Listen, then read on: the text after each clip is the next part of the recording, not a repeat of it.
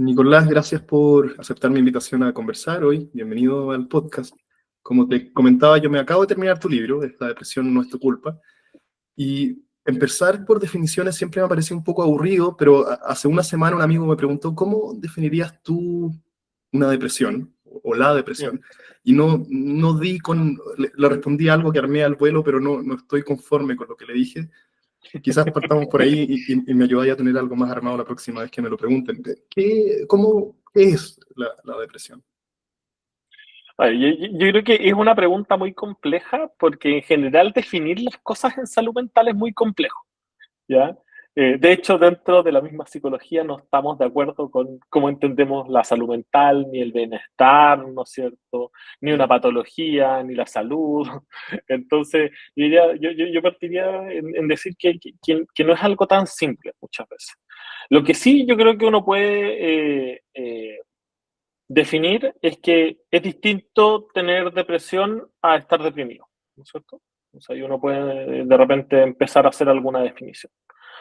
Eh, lo primero que yo diría para decir una depresión, o sea, para poder definir una depresión, es lo primero entender que la salud mental es idiosincrática desde sus inicios y en ese sentido, lo que yo tenga, entre comillas, o como yo me sienta o lo que yo esté transitando nunca va a ser igual al de otra persona. ¿Ya? Jamás, nunca, ¿ya? Puede asimilarse, tenemos marcos culturales que nos hacen precisamente tener, ¿no es cierto?, alguna noción de sentimientos compartidos, etcétera, pero que mi experiencia es inigualable de partida. Entonces, lo que yo puedo estar sintiendo al momento de tener una depresión o de estar transitando una depresión puede ser muy distinto a lo que esté transitando otra, ¿no es cierto? Y hacemos salimos al tiro de esa estigmatización, de esa caricatura de la persona triste, encerrada, melancólica, llorando, ¿no es cierto? No, alguien puede estar o puede parecer muy contento y transitando una depresión. Yo, así, para no dar largas vueltas, ¿no es cierto?, al momento de que alguien pregunta qué es una depresión, yo siempre digo que es la enfermedad de la desesperanza, ¿no? O sea, cuando la desesperanza gana es que aparece una depresión, ¿no es cierto?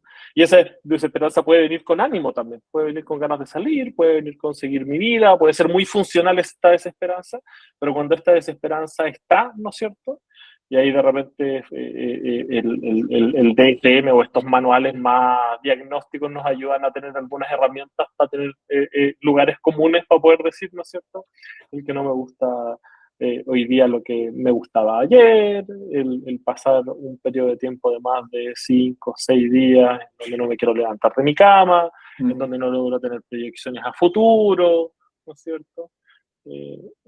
Puede venir, ¿no es cierto?, también con sensaciones de tristeza, pero yo en general creo que la depresión es precisamente esta idea de no tener esperanza en un futuro o que en mi presente vaya a cambiarlo como yo me estoy sintiendo. Entonces, desde esa mirada, o cuando lo tomamos con la idea de la desesperanza, también entendemos que la esperanza no tiene nada que ver con lo individual, creo yo, ¿no es cierto? Importa, evidentemente. Pero la esperanza, yo tiendo a pensar que solo se da en vínculos. ¿Ya? O sea, cuando pensamos, ¿no es cierto?, hasta en el cambio climático, ¿no es cierto? Como, de algo en lo que yo no tengo ni un tipo de poder, pero que hay gente hoy día que dice, yo no quiero tener hijos porque no sé si el mundo va a seguir existiendo en 10 años más, ¿no es cierto? No tengo esperanza de que esto vaya a cambiar. Y eso tiene que ver con una cosa netamente política, ¿no es cierto?, de modelos económicos de administración del mundo. ¿Ya? Entonces, ese es un extremo para poder de repente entender un poco cómo la esperanza tiene que ver con algo colectivo. Sí, te quiero preguntar después por esa otra patita de las implicancias, ¿cierto?, de la pandemia en salud mental que atravesamos, que es más política pública. Pero cuando uno dice desesperanza, es una distorsión en nuestro pensamiento que no importa qué árbol de proyección hacia adelante tratemos de maquinar, todo se va a negro. Tiene que ver con eso, con que no puedo ver, ¿cierto? Mi imaginación me limita todas las proyecciones hacia futuro, solo a escenarios oscuros. Es algo así, es algo, al menos en esta parte netamente cognitivo-conceptual, ¿cierto? Las historias que yo me cuento sobre qué va a pasar mañana y la próxima semana y el próximo año terminan, ¿cierto?, en una encerrona o en un lugar no deseable? Yo tengo una aproximación un poco distinta, ya, para poder entenderlo. ¿Por qué? Porque yo no creo necesariamente que la depresión sea una distorsión, ¿ya? Ajá. No necesariamente, puede que sí, ¿ya? O sea, puede tener que ver, pero no necesariamente. O sea, eh, una persona que está transitando violencia laboral, por ejemplo, ¿ya? Que no tiene las capacidades de poder cambiarse de trabajo, que gana un sueldo mínimo con el que sustenta a su familia y ya está endeudada, ¿no es cierto? Una situación así que es bastante común en Chile. Mm, Uno pensaría que si tiene una depresión es que está leyendo muy bien su contexto, mm, mm, ¿ya? O sea, que tiene la capacidad de no engañarse, de poder realmente leer muy bien lo que está viviendo, ¿ya? Entonces, no es necesariamente una distorsión, ¿ya? O sea, cuando yo no tengo salidas en mi vida, por ejemplo, económicas, si yo no tengo posibilidades de cambiar mi trabajo, si yo estoy endeudado hasta el cuello, si yo tengo necesidades de salud que no pueden ser solventadas, de hijos, por ejemplo, y eso se configura, lo más entendible es que alguien tenga una depresión, obvio. mm, ¿Cómo no? ¿Ya? Y eso es leer bien tu contexto, ¿ya? Y ahí la desesperanza no se va porque yo tengo una distorsión cognitiva, se va porque mi contexto no me permite tener esperanza, de ninguna manera. Sería una consecuencia lógica de un contexto enfermo. O sea, absolutamente, absolutamente, ¿ya? Mm, Eh, a ver, y eso, ahí estamos andando en un campo bien, o sea, estamos analizando la situación, pero de una manera también descriptiva, en la cual yo creo que sí tenemos también la capacidad de hacer cosas ahí, ¿no es cierto? No es algo solo unidireccional. No es que mi contexto solo me influye y yo no tenga capacidad. Nosotros también tenemos agencia, ¿no es sí. cierto? Eh, ¿Cómo conversa eso? Porque entiendo que ¿cierto? La premisa central de tu libro es quizás esto mismo que estáis describiendo, ¿cierto? Un sí, ambiente donde, ¿cierto? Las condiciones para el florecimiento y bienestar humano no están dadas, ¿cierto? Lo más probable es que, ¿cierto? Derive en ¿cierto? Los cientos de miles de personas que tenemos atravesando algún tipo de problema, no sé cuál es la palabra correcta aquí, pero de salud mental. ¿Cómo conversa eso con lo último que acabas de decir? Con que sí tenemos cierto poder de agencia para mejorar nuestras circunstancias, ¿cierto? Usando nuestras manos y parándonos sobre nuestros propios pies. ¿Hay un punto de equilibrio entre estas dos miradas o una opaca a la otra? ¿Cómo lo piensas? mm. Yo diría que hoy día una opaca a la otra, sin duda, ¿ya? O sea, estamos en una sociedad en Chile en donde el tejido social es tan corto, tan poco denso, que evidentemente el contexto nos pasa por encima totalmente, ¿Qué quieres ¿ya? decir con eso? ¿Que el tejido social es corto? Que no logramos tener organización para las cosas más básicas que sí lo deberíamos tener, ¿no es cierto?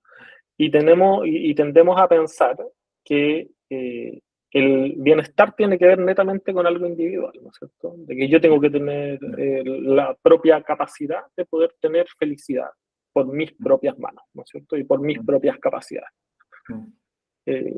Cosa de la que yo discrepo, ¿no es cierto? O sea, yo creo que en general lo que necesitamos es un tejido social, comunidad, relaciones, las cuales sí nos permitan tener, ¿no es cierto?, un mundo mejor, efectivo, ¿no es cierto? Ay, chicos. Y uno puede llegar, o sea, a ver, hay una asociación que se llama Ancosalud, que es la Asociación de Consejos de la Sociedad Civil de Salud, no me acuerdo exactamente el nombre, pero es la Asociación de Consejos de Salud en Chile, que es una organización de usuarios, Ajá. ¿ya? Y en un momento se organizaron y lo que dijeron fue, ¿sabéis qué? Las prestaciones que tienen MISESFAM no satisfacen las necesidades de la población, ¿no es cierto? Y nosotros necesitamos más tal Ujú, cosa, ujú. ¿no es cierto? Entonces, lo que hizo fue generar presión social, organización, consultas, recomendaciones por parte de un grupo y dijo, mira, sabéis que necesitamos que esto cambie. Y eso cambió y generó bienestar, ¿no es cierto? Ujú. Fue mucho más pertinente las acciones en salud. Entonces ahí nosotros sí tenemos cosas que hacer, ¿no es cierto? El tema es que hoy día nos cuesta mucho juntarnos. Eh, no sé si te ha tocado, por ejemplo, alguna vez participar dirigiendo un grupo de salud, por ejemplo, ¿ya? O sea, o terapéutico o de salud mental. O sea, la gente no está dispuesta a ir a grupos hoy día, ni está dispuesta a compartir cómo se siente con otras personas. La gente quiere atenciones individuales, ¿ya? Ajá. O sea, hasta ese punto llegamos para poder entender cómo es la salud, ¿no es cierto? Mm. Entonces, lo que yo creo es que para que nos sintamos mejor, las cosas tienen que cambiar y las cosas cambian en la medida que nos juntamos. Eso es lo que yo creo en general. Desde la remodelación de una plaza hasta la junta de vecinos, hasta un sindicato, ¿no es cierto? Hay espacios en lo que podemos hacer. O sea, y esto no es una opinión, ¿no es cierto? En Alemania, que hay sindicatos fuertes, la salud de los trabajadores es mejor, no solo porque hay mejores prestaciones de salud mental, sino porque también hay una distinta manera de poder entender la organización sindical, por ejemplo, ¿no es cierto? Entonces, en la medida que tenemos grupos más fuertes que pueden, ¿no es cierto?, de alguna manera generarnos bienestar, ya también nos sentimos mucho mejor. Ahí prevenimos la depresión, por ejemplo, sin duda. Sí, sí, bueno, quizás esto es totalmente anecdótico personal, pero yo tengo la tendencia, yo podría pasar toda mi vida pegado a internet y en mi imaginación, me imagino que voy a estar bien, ¿cierto? Pero cuando mi señora me arrastra fuera del computador a tener vida social, después siempre termino agradeciéndolo, aunque sea de mala gana. Quiero tomarme de algo que me mencionaste al principio, esto de que la depresión, aunque tiene ciertos marcos quizás universales, se ve distinto de persona en persona. Y esto puede ser difícil de entender. ¿Cómo es que alguien que tiene vida social activa y que se ve alegre y que sale al mundo y funciona, puede estar atravesando una depresión? Es tan contraintuitivo esto. ¿Ocurre? ¿Qué tan común es? ¿Y cómo es posible que algo así pase, dado la imagen que la mayoría tenemos de lo que es la depresión y dada también la definición de recién, ¿cierto? Que es esta desesperanza sin un futuro mejor. Bueno, la verdad es que los dolores del alma nos pueden pegar a todos de alguna manera por igual, ¿no es cierto? O sea, o no, nos pueden llegar a todos. No es algo de alguna manera diagnosticable tan simplemente, ¿no es cierto? O sea, también hay que partir de la base de que el DSM nos sirve para diagnosticar, ¿ya? O sea, que las categorías diagnósticas que tenemos en salud mental describen algunos síntomas, ¿no es cierto? Pero que no es una manera exacta de poder definir el sentir de una persona, ¿ya? Ni de dónde viene, ni de cómo se siente, ni de lo que va a pasar. No describe ninguna de las tres, ¿no es cierto? Ni qué hay que hacer para mejorar. Tenemos algunos estudios, ¿no es cierto?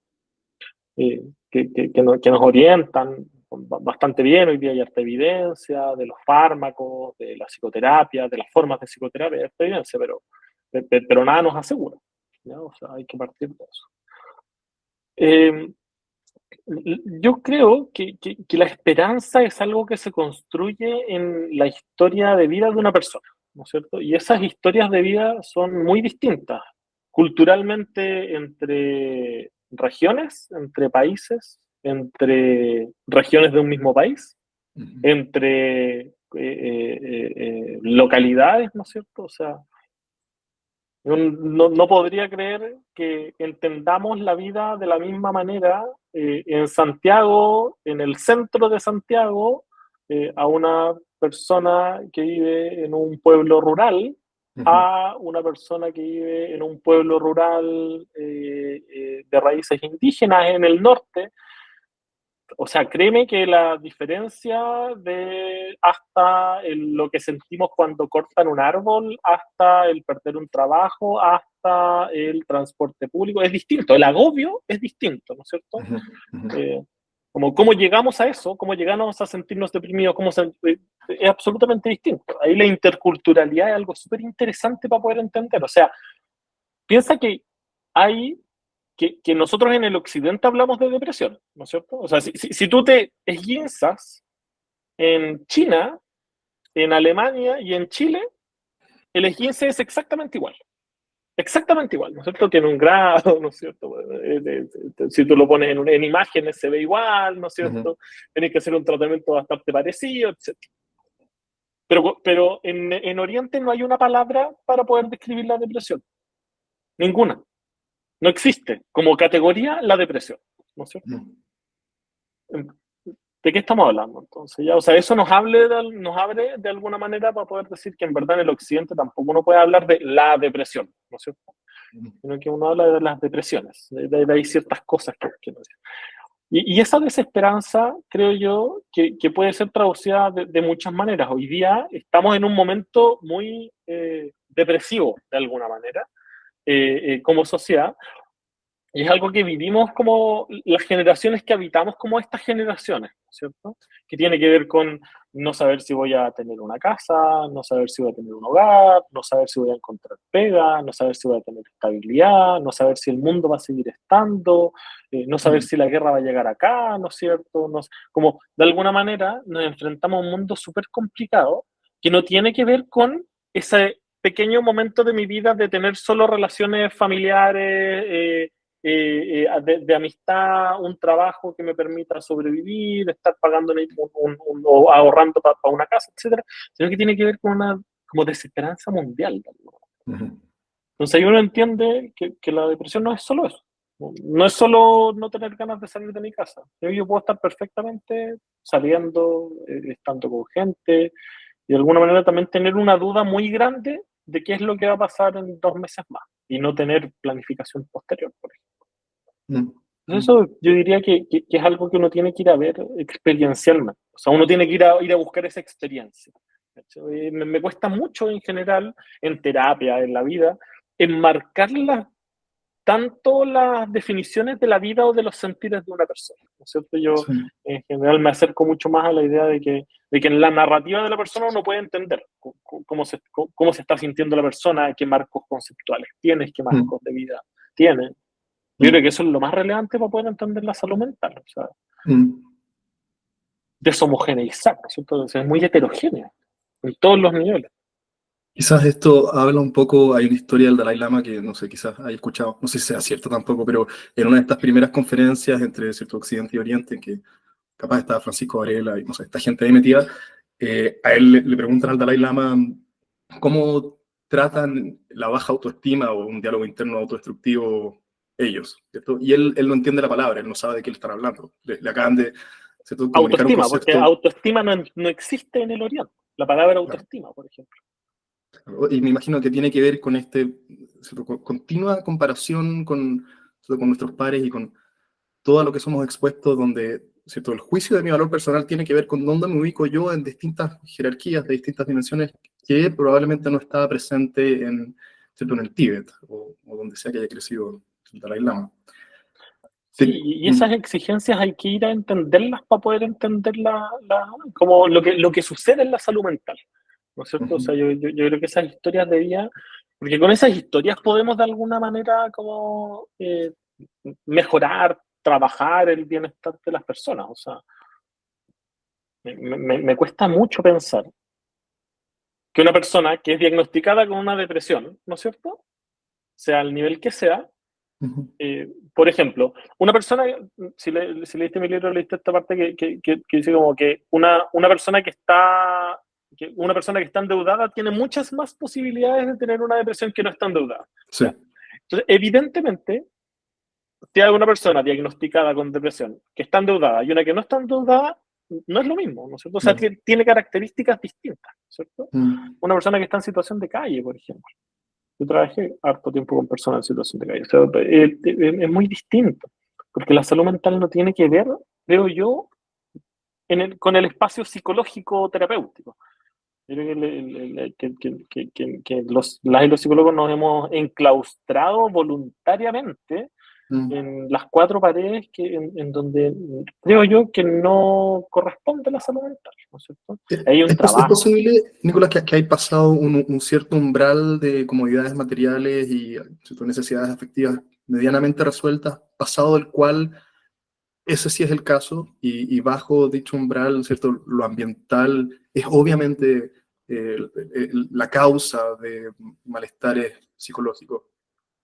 Es decir, si estoy atravesando todo lo que nombraste, ¿cierto?, carencias, ¿cierto?, una familia abusiva, qué sé yo, carencias, deficiencias cognitivas, un ambiente de pobreza y falta de educación, y bueno, y todas las cosas que rehuimos, ¿cierto?, que podemos imaginar en una familia, evidentemente eso no se va a resolver ¿cierto?, en una conversación con un psicólogo. Aquí hay un problema estructural que individualizarlo en la persona es completamente perverso, pero puede ser que pasado cierto umbral de comodidades, sí sea el caso, no sé, pensando en voz alta. Sí, no, o sea, es una buena pregunta, ¿no es cierto? Para entender dónde podemos ser útiles los psicoterapeutas, ¿no es cierto? Pero evidentemente los problemas de salud mental no son homogéneos a nivel de una sociedad, ¿no es cierto? Santiago de Chile, ¿no es cierto? O sea, los problemas de salud mental están intrínsecamente relacionados a las determinantes o determinaciones sociales. O sea, entre más pobre soy yo, más problemas de salud mental voy a tener, ¿no es cierto? Y problemas en otros sentidos que influyen en mi salud mental. Pero hay un... no me acuerdo quién fue que dijo que si uno logra tener un poquito de empatía en el mundo, uno va a sentir pena. ¿Cierto? Como, es difícil, ¿no es cierto? Como pensar también que eso que está viviendo la persona solo lo está sirviendo como lo está viviendo la persona. ¿A qué voy con esto? De que yo creo que los sufrimientos en general son bastante colectivos, ¿ya? Y en ese sentido, que alguien esté pasando hambre, aunque yo no la esté pasando, también me afecta en una medida si yo logro tener algún grado de empatía, ¿no es cierto? Entonces, yo tiendo a pensar que la salud mental tiene que ver con eso. Ahora, yo en general, para serte bastante franco, intento trabajar una salud mental para un 99%, ¿no es cierto? Eh, Me posiciono mucho más desde una perspectiva crítica, desde la psicología de la salud mental y muy vinculada a la salud o a la psicología social o a la salud colectiva. Entonces me cuesta un poco poder entender una salud mental que no tenga que ver con eso, ¿cierto? Como con cómo estos contextos influyen y los construimos en conjunto en ese espacio. Y ahí suceden cosas.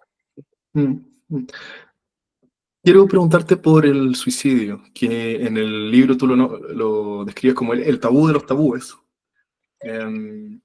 Y estaba leyendo recién ahora, antes de conectarme, que el suicidio es la primera causa de muerte entre hombres entre 20 y 30 años en Chile.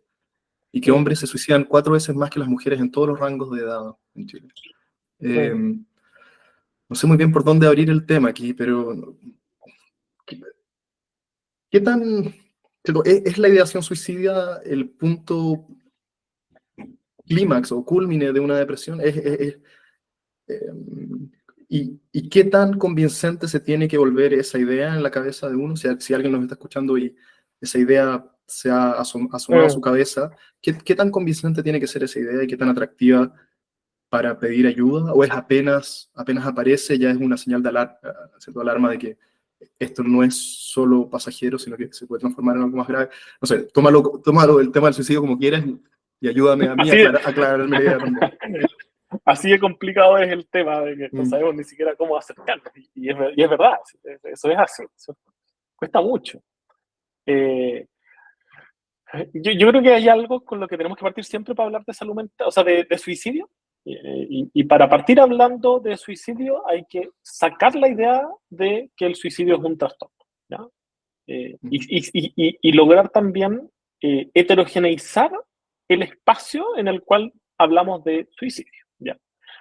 Porque suicidio no responde solo a temas de salud mental, ¿ya? No. O sea, los dolores del alma le pueden llegar a cualquiera, ¿ya? Entonces tampoco responde solo a depresión, ¿ya? ¿Cómo así? ¿Qué quieres decir con eso? Que no responde solo a problemas de salud mental, que uno podría suicidarse por... Si me acaban de diagnosticar un cáncer terminal, por ejemplo, yo puedo cometer y morir por suicidio. Eso no es una depresión. Claro, de ninguna manera, ¿no es cierto? claro. Eso no es un trastorno límite de la personalidad que me lleva a ser impulsivo. Eso, no. Eso puede ser perfectamente por condiciones que me estén sucediendo en la vida y la idea de morir aparezca, ¿no es cierto? Evidentemente, hay debates ahí muy complejos, muy morales, muy políticos, en el que por lo menos yo creo que siempre tenemos que intentar salvar la vida de la persona, ¿no es cierto? Sin transgredir los límites de los derechos humanos, ¿no es cierto? Eh, pero puede aparecer por algo que no tenga que ver derechamente con un trastorno en salud mental, ¿ya? Ahora, lo que nos dice la evidencia es que la mayoría de las personas que mueren por suicidio sí estaban pasando por un problema de salud mental, ¿ya? Pero eso no nos puede obnubilar para poder ver el panorama completo, para poder hablar de suicidio. Es más complejo que eso, creo yo, ¿ya? Ahora, yo sí creo que el suicidio tiene que ver con la desesperanza también, ¿no es cierto? Y en general, eh, yo diría que acercarnos a poder hablar del suicidio es también polarmente acercarnos a poder hablar sobre la vida. Y yo creo que las y los psicólogos hablamos muy poco de lo que es la vida, ¿ya? Hablamos de la salud mental, del trastorno de ansiedad, del trastorno depresivo, del plan de suicidio, ¿no es cierto? Y hablamos de estas cosas así súper técnicas y nunca nos damos dos pasos para atrás para poder entender de lo que estamos hablando. Yo creo que que los psicólogos no hablamos más que es lo que es la vida, ¿no es cierto?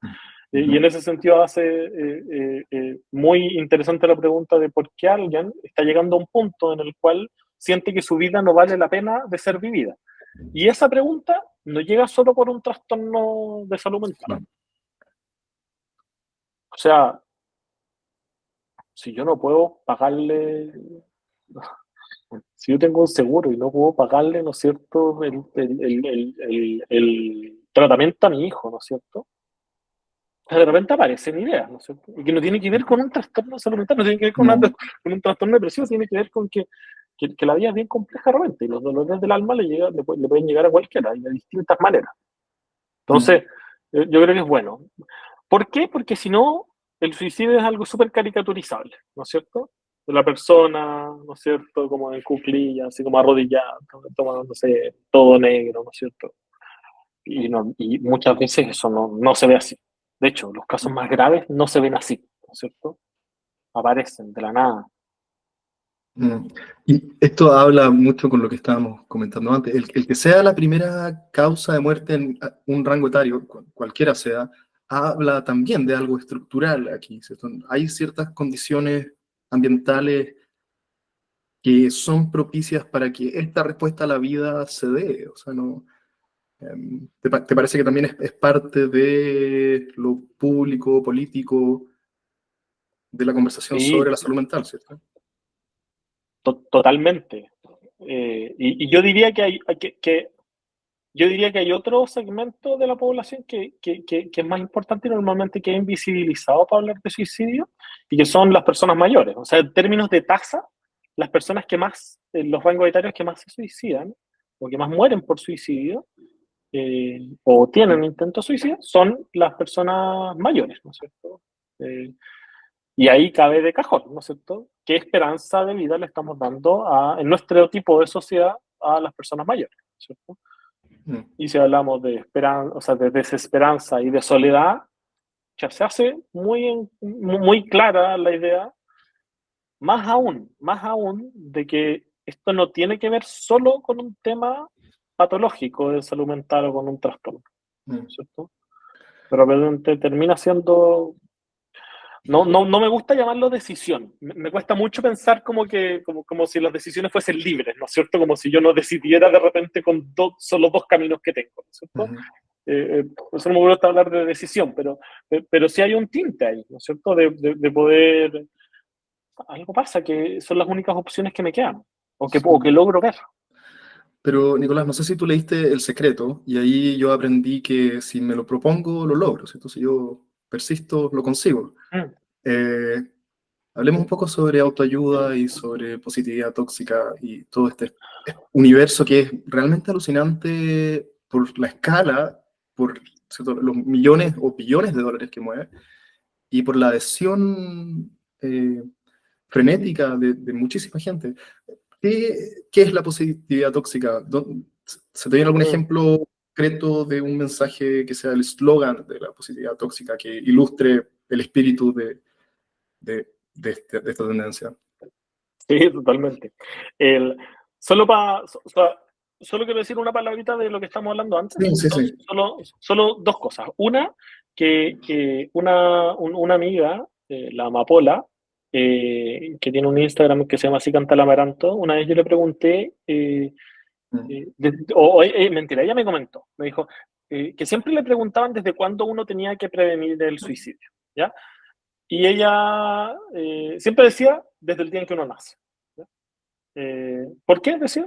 Porque las condiciones con las que yo vivo en mi vida tienen que ver con prevenir el suicidio. Si yo le doy buenas condiciones de vida, hay muchas menos probabilidades de que alguien se suicide, así yo le doy malas condiciones de vida. Entonces, sacaba un poco la idea del trastorno, de los temas de salud mental solamente como encasillado, ¿cierto? Y segundo, solo quería decir que para quienes estén escuchando, ¿no es cierto? Si en algún momento les resuena algo de este estilo, si pasan por algunas ideas que tengan que ver con el no estar, con el querer dormir y no despertar, o despertar en mucho tiempo más, ¿no es cierto? Que hay líneas de ayuda, está el asterisco 4141 del gobierno, están varios canales de ayuda, y ahí lo más importante es siempre pedir ayuda para estos temas, porque sí se pueden abordar, ¿ya? Como con profesionales calificados. Quizás Sí. quedémonos una patita más en el suicidio, no el tema más alegre, pero no sé si esto es la norma. Te pregunto, esto de que cuando la ideación suicida aparece, parece ser la respuesta racional, lógica, ¿no? O quizás en algunos casos, parece ser la única salida que hay al problema. No es un arrebato pasional del momento, al menos las veces que yo he jugueteado con la idea en mi historia personal, no ha sido esto, ¿cierto?, una emocionalidad desbordada que me ha empujado hacia eso, sino que ha sido más bien un cálculo tan preciso como ¿cierto?, mi cerebro me lo permite hacer, de que es la única solución a la vista de los, ¿cierto?, de los posibles caminos que se me abren. Hay algo ahí que es muy... La idea puede ser increíblemente convincente cuando uno está atrapado en una cierta narrativa, que contradice quizás la intuición de imaginar que es un arrebato emocional, sino que es perfectamente lógica y es muy limpia. Hay algo en la sobriedad de la idea que puede resultar súper magnético, porque es total, ¿cierto? Es sin peros. No sé si eso se condice con tu experiencia como persona y terapeuta. Hay de todo, ¿ya? Hay ideas que llegan muy planificadas, pero que no se llevan a cabo, o también hay momentos en los cuales la impulsividad, ¿no es cierto?, precisamente lo que lleva a que los actos se cometan. Por eso, por ejemplo, el consumo es algo que es muy peligroso al momento de cuando también aparece ideas de suicidio. Porque lo que hace el consumo es que da ese impulso que no me estaba permitiendo, o que me frenaba, o que me ayudaba a mantenerme con vida. Entonces, hay de todo ahí. Y la impulsividad es un factor de riesgo importantísimo cuando está, ¿no es cierto? Bastante peligroso, que hay que abordar. Entonces, de nuevo, aquí aparece de todo. Y como te decía, aparece de repente con una depresión, aparece con trastornos, aparece sin trastornos. Lo más importante es que si algún momento aparece, hay que hablarlo, ¿no es cierto? Tendemos a pensar de que hablarlo, y hay muchos mitos en relación al suicidio, ¿cierto? Tenemos pensado de repente que hablarlo lo acentúa, y lo que está demostrado es que no. Es que cuando yo logro, por ejemplo, preguntarle a alguien que parece que está teniendo ideas de muerte, yo le pregunto, ¿no es cierto? Oye, ¿sabes qué? Te he visto así, ¿no es cierto? ¿Has pensado en algún momento en no estar, en quitarte la vida? ¿No es cierto? Y cuando la persona lo logra verbalizar, eso ayuda a que la angustia baje, y por ende también que el riesgo suicida baje, ¿ya? O sea, hablar de suicidio es prevenir el suicidio, ¿ya? Así de importante. Ahora, es difícil ser esa persona. Muy difícil. Es muy difícil acompañar temas de salud mental. Es súper difícil. Yo estoy seguro de eso. El tema es que no tenemos que dejar de hacerlo, ¿ya? O sea, una de 3 personas en Chile van a pasar por algún problema de salud mental en su vida. Mm. Probablemente uno de los dos. ¿No es cierto? Eh, Entonces, ¿Cómo tenemos que uno estar ahí puede, para acompañarnos. cómo uno puede prepararse para ser mejor? Porque incluso, bueno, a mí yo no soy psicólogo de formación, pero estos temas me interesan me gustaría ser esa persona, ¿cierto? Pero aún así, en el momento en el que veo a alguien aproblemado, sea amigo, cercano, el instinto es todo, ¿cierto? Toda esta rama de frases clichés de positividad tóxica.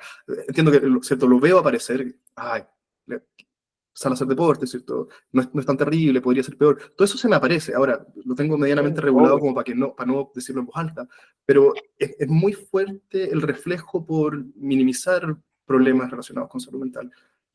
¿Hay algo útil ahí por compartir para quienes les interesa ser esa persona que esté ahí disponible para sus amigos y cercanos cuando pasen por algo difícil? Lo primero, no leer libros de autoayuda, ¿ya? O sea, ese es la primera forma de prevenir decir cosas desafortunadas, ¿no es cierto? Ajá. Porque, porque hay un sentido común que tenemos muy instaurado, que todos lo hemos dicho y todos lo vamos a seguir diciendo por un tiempo, que son estas frases que solo minimizan, ¿cierto? Mm. Y de repente, es que yo creo que algo que buscamos mucho siempre al momento de que vemos a alguien mal, es una respuesta o una herramienta que nos hagan cambiar drásticamente lo que está sintiendo la otra persona, ¿no es cierto? Es decir, Mm. si tú te sientes mal, yo quiero una herramienta que lo único que haga es que tú te sientas bien, de aquí a ahora, Ujú. ¿no es cierto? Ujú. Quiero ayudarte. Estoy dispuesto a gastar toda la plata que tengo para poder hacerlo, todos los esfuerzos posibles, pero quiero que de aquí a 5 horas tú te sientas bien. Mm. Normalmente la salud mental tiene unos tiempos mucho más lentos que eso, porque es más compleja, ¿no es cierto? La salud mental se parece mucho a la kinesiología, encuentro. Ajá. Eh, como que tú decís, ya voy a ir al kinesiólogo, te dan 12 sesiones, vaya a la Una primera, lata. salís de Sí. y salís de la primera y tú decís, la weá son puros chantas, ¿no es cierto? O sea, me hicieron caminar, puedo caminar en mi casa, ¿no es cierto? No cambia nada. Vaya a la Ajá. segunda y tampoco cambia nada. Pero vaya a la cuarta, vaya a la quinta, o cuando ya así las 12 y pudiste volver a caminar bien, a trotar, ¿no es cierto? Entonces es algo de repente un Mm. poco lento, pero que tiene una efectividad muy importante, muy, muy importante, con mucha vida Mm. encima. Entonces, yo creo que tenemos que acostumbrarnos a eso, ¿no es cierto? A que de repente los tiempos son más largos, a que yo no soy ningún mártir y tengo que cuidarme también cuando apoyo a otra persona, Mm. y que a veces el simple hecho de estar es algo que ayuda a que el bienestar funcione, ¿no es cierto? O sea, yo en general tiendo a pensar de que hay una característica de la depresión que es como el aislamiento, ¿no es cierto? Pero me cuesta mucho pensar que el aislamiento sea voluntario, ¿ya? O solo voluntario, ¿ya? Sino que yo creo que tiene mucho que ver con la incomprensión, ¿ya? Con Mm. la poca capacidad de mi contexto de poder entender lo que yo estoy sintiendo y de yo poder comentar cómo me estoy sintiendo en esos contextos. Yo estoy seguro de que si mi grupo de amigos fuese más empático y yo pudiese decir cada vez que yo me siento mal y eso tuviese una consecuencia de empatía, de abrazo, de cariño, de estar ahí, de que no me dejen de invitar a los lugares, etcétera, Mm. yo creo que el aislamiento no sé si sería una característica, ¿ya? O sea, el principal miedo de por qué los hombres no contamos en la pega, por ejemplo, de que estamos, por ejemplo, yendo al psicólogo o sintiéndonos deprimidos, es porque no nos vayan a Mm. ascender o nos vayan a despedir. O sea, mira la estupidez de alguna manera, ¿no es cierto?, a lo que llegamos, a que yo oculto eso, que lo único que hace muchas veces genera, ¿no es cierto?, más temas rumiantes, más Mm. agravar la situación, ¿no es cierto? Y cuando yo necesito vínculo, no lo puedo tener porque no está disponible. Mm. Mm. Nicolás, hablemos los últimos minutos sobre positividad Dale. tóxica, ahora sí que tú le das, pero como caja en el libro. Eh, entonces te repito quizás la pregunta hace unos minutos. ¿Cuál es el Dale, dale. eslogan que encapsula de mejor manera ¿cierto? Todo el espíritu de la positividad tóxica, o qué es la positividad tóxica. Claro, ¿cómo aparece esto en el mundo? ¿Qué es? Sí. Eh, yo creo que la frase que más lo resume es esta idea de que tú puedes con todo. ¿Ya? Que tú solo puedes con todo. Es eso, sí. Sí, Ajá. sí. De que tú puedes con todo, ¿no es cierto? Tú solo, como, con todo lo que sea, ¿no es cierto? Así como... Y yo creo que eso es mentira, ¿no es cierto? Muchas veces no podemos, no responde a nosotros, pero de repente cuando me junto con otras personas sí puedo, ¿no es cierto? Y esa es la importancia de lo que... Yo creo que el positivismo tóxico es un buen hijo de nuestra época, ¿ya? Eh, como de esta época súper globalizada, en donde los videos motivacionales calan muy hondo, en donde me siento muy identificado con esa persona, ¿no es cierto? En donde la colectividad es algo más visto como para... Es como de alguna manera como para flojos, ¿no es cierto? Como esta idea de que si es que yo soy parte de un grupo, siempre va a haber alguien flojo. Entonces yo mejor voy solo, ¿no es cierto? Porque no quiero tirar a nadie, porque quiero que mis méritos sean solo míos, ¿no es cierto? Y como tengo la capacidad, yo lo puedo lograr, punto. De alguna manera. Entonces, yo creo que es un buen hijo de esta época y que no se ve solo en temas de salud mental, se ven las pensiones, ¿no es cierto? O sea, estamos hasta con no queriendo ser solidarios con la vejez, por ejemplo. No, porque yo quiero ahorrar para mi pensión y yo tener mi plata, ¿no es cierto? Aunque eso sea un absurdo en términos sociales, porque nunca voy a lograr ahorrar, ¿no es cierto? O la mayoría de la gente en Chile no va a lograr ahorrar para poder vivir, lo que tenemos que ser solidarios, pero como en ese tipo de cosas se ve, que somos muy poco solidarios. Entonces yo creo que esta positividad tóxica lo que hace es precisamente enfermarnos y es una respuesta muy obvia a la época que estamos viviendo de individualismo. Mm. Y lamentablemente los psicólogos tenemos mucha culpa en esta positividad tóxica. De alguna manera hemos sido también quienes le han dado sustento a la positividad tóxica, ¿ya? Generando categorías diagnósticas para todo, ¿cierto? Culpabilizando siempre a las personas, ¿cierto? Dejando de ver el contexto en el que vivimos, ¿no es cierto? Dando respuestas siempre o farmacológicas o individualizantes, siempre.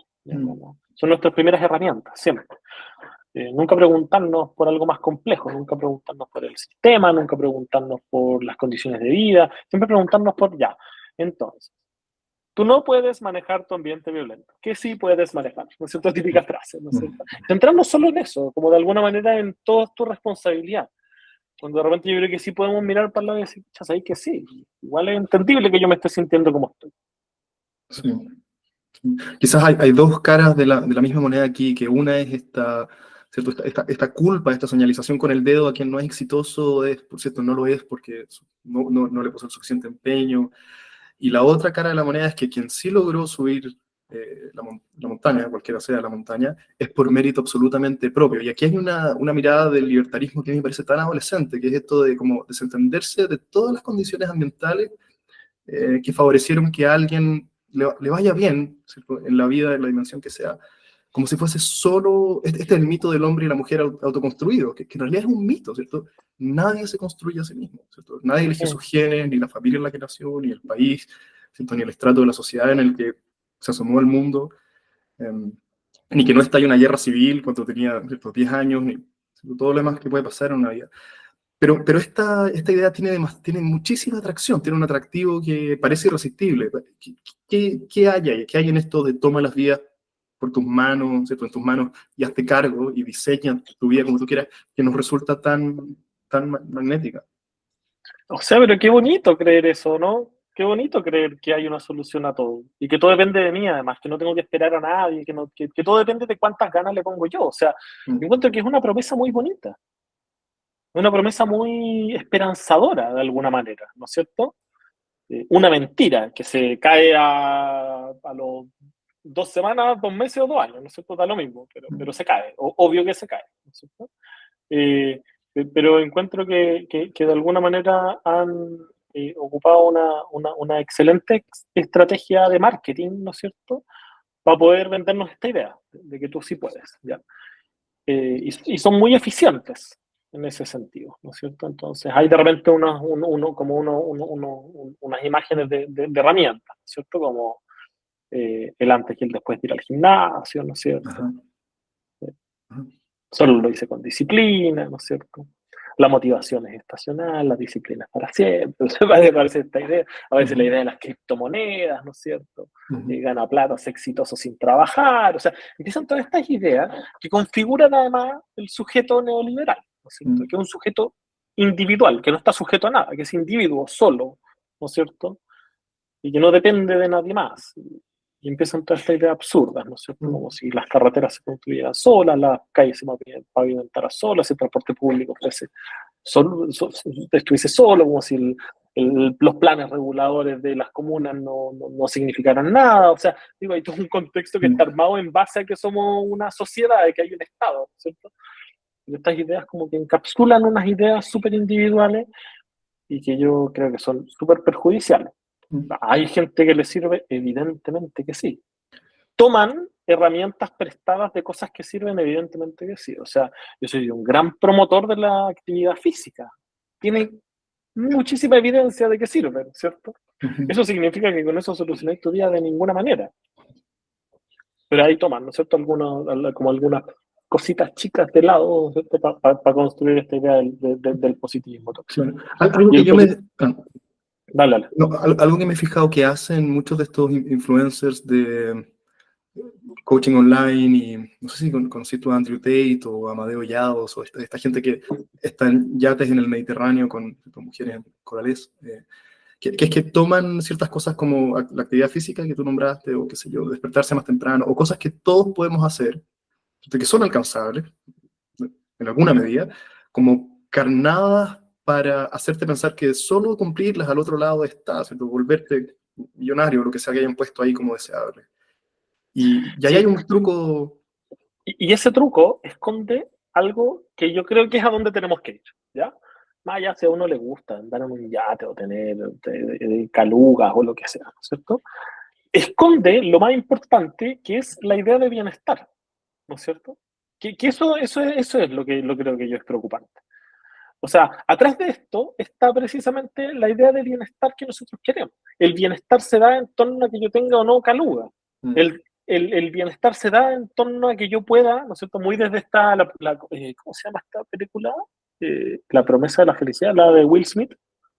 Catchwell, no sé, algo así. Eh, Ay, no me acuerdo El cómo se llama, pero destino. ay, no me acuerdo cómo se llama. Pero termina, ¿no es cierto? Spoiler, para que no lo han visto. Ajá. Termina él con su hijo en un barrio de casas grandes, ¿no es cierto? Es Ah, decir, sí, ahora sí soy feliz, ¿no es cierto? Como, esa es la idea de felicidad que tenemos, de bienestar, ¿no es cierto? O sea, el bienestar está asociado a la felicidad. En la medida de que yo tengo felicidad material, ¿no es cierto? De mm, cosas que puedo tocar, como un yate, como unas calugas, como un gimnasio, como una casa grande, como un auto del año. Cuando yo tengo eso, que eso es la felicidad estática, ¿no es cierto? No esa felicidad que me da enamorarme, o ir a tomarme un café, o leer un libro bacán, o ver a mi hijo correr. No esa felicidad, o meter un gol, ¿no es cierto? No esa felicidad como espontánea, ¿no es cierto? mm, Que uno pensaría que son las emociones como fluctúan, como tengo tristeza en el día, tengo felicidad. No, esa felicidad estática que está asociada directamente al bienestar. Si yo mm, soy feliz, tengo bienestar. claro. Si yo no soy feliz, no vale la pena ni vivir. Sí, sí, ¿Ya? hay otra cosa perversa en el mensaje de esta gente que es que ubican sin cuestionamiento posible como en la cima de las aspiraciones humanas, ¿cierto? Tener todas estas cosas, como minimizando la individualidad, o sea, ¿cierto? El hecho de que cada uno de nosotros puede construir su vida de acuerdo a preferencias propias, que no tienen por qué ser tener un Lamborghini o lo que sea. Totalmente. O sea, Pero, una, uno, una paciente, es que una paciente una vez me decía como que yo tal vez, o hablamos un poco de esta idea, ¿no es cierto? De que tal vez lo que quiero es, no sé, ser técnico en salud ujú, y satisfacer otras cosas, ir al cine, ¿no es cierto? Como sí. sin aspiraciones, o sea, son grandes aspiraciones para los parámetros que ella quiere en su vida, ¿no es cierto? pero de repente no es salir del país una vez al año, o dos o tres, ¿no es cierto? Sino que son otras, y el bienestar se da más en torno a que mi familia esté con Sí. salud, a poder todos los domingos ir a comer a la casa de mis papás, y a, no sé, ¿cachai? Como, yo creo que lo más peligroso ahí es que han secuestrado la idea de bienestar hacia una idea de felicidad y hacia algo netamente individual, netamente, ¿no es cierto? Que no sale de ese espacio particular. Tengo una última pregunta, que es, yo creo que estamos de acuerdo en todo lo que hemos hablado hasta ahora, pero siento que es posible llevar el argumento en la dirección contraria también y desentenderse de nuestras posibilidades de agencia personal, cuando yo creo que son una realidad palpable, el hecho de que yo sí puedo hacer ciertas cosas que mejoren mis circunstancias, y cuando empujamos un poco toda esta idea más libertaria, si quieres, de que uno puede autoconstruirse, que es una falacia, pero si nos desentendemos por completo de eso, ¿cierto? En el otro extremo está ser una víctima irremediable de nuestras circunstancias, sin poder de agencia ni de mejora. ¿Cómo, qué le dices a alguien que te acusa que te podría acusar de hacer eso con, ¿cierto?, todo el discurso que hemos escuchado hasta ahora? Mm. Eh, es que yo creo precisamente que la psicología crítica lo que tiene es que es, no es una mezcla, sino que precisamente es el resultado de no caer en estos dos polos porque entiende la construcción de cómo nos construimos como personas de una manera distinta, ¿ya? Porque nosotros no somos víctimas de nuestro contexto, ni tampoco somos sin nuestro contexto. Nosotros habitamos nuestro contexto y algo que nos diferencia de los animales es que nosotros no estamos destinados a habitar nuestro contexto, cosa que los animales habitan y respetan mucho mejor los contextos que nosotros, pero nosotros sí tenemos la capacidad de transformar nuestros contextos, ¿ya? Entonces yo no creo de ninguna manera que nosotros seamos animales habitando nuestro contexto, sino que nosotros sí tenemos la capacidad de transformarlo. Ahora, pensar que yo lo voy a transformar solo es, ¿no es cierto?, un absurdo. Yo lo que tengo que hacer para transformar mi contexto es juntarme con personas, ¿no es cierto? Es hacer un podcast para poder hablar sobre ideas, por ejemplo. Es participar en mi junta de vecinos, es preguntarle a mis vecinos cómo están, ¿no es cierto? Es ver que hay una persona adulta mayor que no tiene relaciones familiares y acercarme a preguntarle para ver si la acompaño a ir al consultorio, al CESFAM, para que hagan un chequeo médico porque la he visto que no está bien, ¿cierto? O sea, eso habla de cómo se transforma la vida de las personas, ¿ya? Es tener sindicatos más fuertes, es tener, ¿no es cierto?, políticos que votemos, ¿no es cierto?, y que decidamos por algunos que hagan las cosas mejor que otros, o sea, y que tengan prioridades distintas a otros. Entonces, yo no creo en ninguna medida que nosotros seamos víctimas estáticas de la sociedad y que la sociedad solo nos influye. Nosotros somos influidos por marcos culturales, pero esa cultura la construimos nosotros todos los días. Cuando tú, Vicente, vayas a una junta con amigos y un amigo te dice, ¿sabéis qué? Eh, eh, eh, parece que, o fui al psicólogo y me recomendó ir al psiquiatra, y tú le decís, ¿para qué era el psiquiatra? Báñate mejor en un balde de agua fría porque eso ayuda a que la gente sea más fuerte y tenga más resiliencia. Tú lo que estás haciendo es replicando un modelo y un esquema, ¿no es cierto?, de este individualismo tóxico, ¿no es cierto?, y que tú podés con todo y necesitas ayuda, ¿ya? Tú tenés agencia cuando tú le decís, ¿sabes qué? Anda. Y si no podés ir, te acompaño. Vamos juntos. Después nos tomamos un helado, ¿ya? Me contáis cómo te fue, si querís. Y si no querís, no me contáis, pero nos tomamos helado igual, ¿ya? Y el otro día lo llamáis y le contáis, ¿cómo te fue? ¿Cómo seguís? ¿Te tomaste esto? No. No me lo tomé, no me lo tomé. 5 días, no quiero vivir. ¿Me dais permiso para hablar con tu familia, no es cierto? ¿Puedo contarle? O sea, digo, ahí tú estás haciendo cambios, ¿no es cierto? Que son súper importantes y que van muy en contra de esta positividad tóxica que estábamos hablando, ¿ya? Y eso sí genera agencia, ¿no es cierto? Mm. Y cuando hay un grupo de personas diagnosticadas con esquizofrenia en un hospital psiquiátrico, ¿no es cierto? Y generan resistencia para que dejen de aplicarle electroshock y empiecen con tratamientos que sean menos invasivos y los dejan tener una radio y luchan, en verdad, por tener una radio y empiezan, o sea, esto es agencia, esto es agencia, eso es transformar el contexto. Ahora, pensar que el día de mañana, ¿no es cierto?, todo va a cambiar, bueno, ya llevamos años de reivindicaciones, ¿no es cierto? Que han ido avanzando y que va de a poco, pero así son las transformaciones sociales. Pero no, o sea, yo por eso participo y por eso milito y por eso creo que la salud mental es colectiva y que tenemos que estar desde los espacios más chicos a los más grandes, pero hay que estar, pues, hay que hacer cosas Mm. juntos, ¿ya? O sea, por ejemplo, como por ejemplo, lo que pasa en una plaza, ¿ya? En donde hay un niño que siempre es el peor portado y que llega y le pega a tu hijo, ¿ya? Siempre hay un niño etc. Yo creo que cuando que uno podría decir, "Bueno, aislémoslo, ¿no es cierto? No te juntes más, vaya a hablar, ándate para la otra plaza, ¿no es cierto?" Una cosa distinta es que cuando llega el niño, ¿no es cierto?, uno empieza también a educarlo, a ver, ¿no es cierto?, las condiciones de vida en las que está, tal vez no lo está pasando bien, y uno de alguna manera tiene influencia en el contexto de las personas, ¿ya?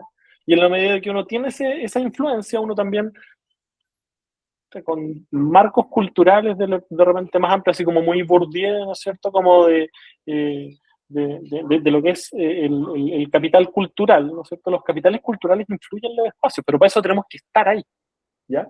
Lo que hace la gente en Chile es que la gente que tiene capital cultural se aísla en guetos, ¿no es cierto? Guetos cuicos o guetos académicos o guetos, ¿no es cierto?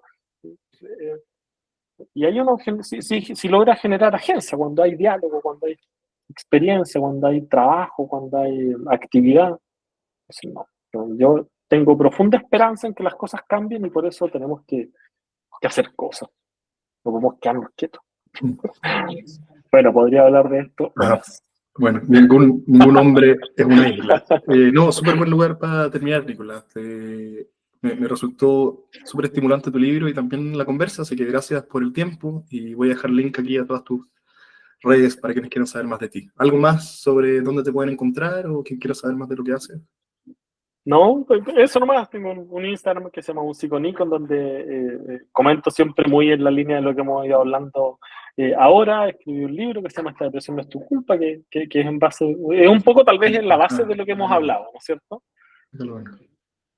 Y, y nada, eso, que seamos más empáticos, que tengamos esperanza en que las cosas cambien, pero también que tengamos claro que yo creo que lo más relevante son los vínculos, ¿no es cierto? Y para eso tenemos que estar predispuestos también a esos vínculos. Eso, gracias por el espacio. Súper. Siempre agradecido de quienes les gusta hablar de salud mental. Si este contenido te resulta interesante, suscríbete a mi canal para recibir notificaciones cuando tenga nuevo contenido por compartir. Y si me quieres ayudar, todos los apoyos en difusión son agradecidos. Compartir en redes sociales, recomendaciones a tus amigos, todos me ayudan más de lo que te imaginarías. Gracias por tu tiempo y hasta la próxima.